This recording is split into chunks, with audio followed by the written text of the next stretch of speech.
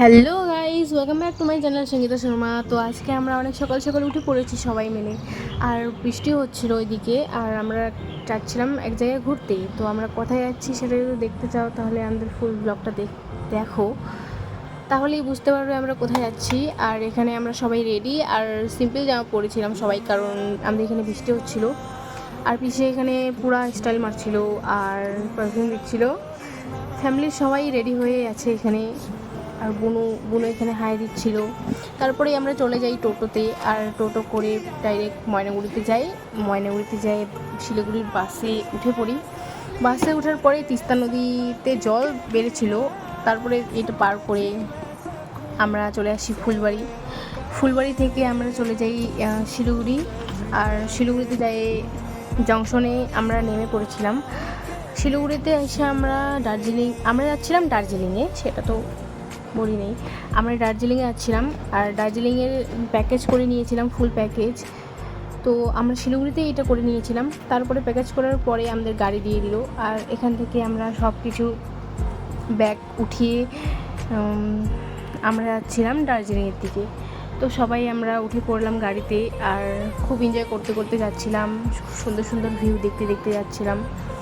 তারপর ফরেস্টে পৌঁছে আমরা বাদর দেখেছিলাম, ময়ূর দেখেছিলাম, আরও অনেক কিছু দেখেছিলাম যেগুলোর নাম জানি না।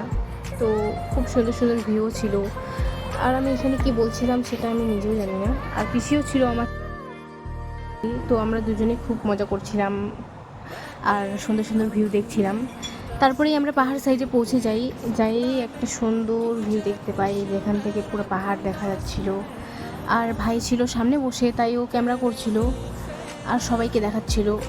তারপরেই আমরা চলে যাই কার্শিয়াংয়ের দিকে। আর কার্শিয়াংয়ের দিকে রাস্তাটা খুব সুন্দর ছিল, ভিউটা দেখতে খুব সুন্দর ছিল। আর তারপরে কার্শিয়াং মার্কেট পার হয়েই অনেক রাত হয়ে গিয়েছিল, সেখানে আমরা চা খাচ্ছিলাম।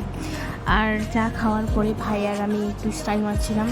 তারপরেই আমরা আবার চলে যাই গাড়িতে যাওয়ার পরে আমরা চলে যাই দার্জিলিংয়ে। পৌঁছেই আমাদের ঘুম স্টেশনের এখানে নামিয়ে দিয়েছিল, তারপরেই আমাদের হোটেল থেকে নিতে আসছিল।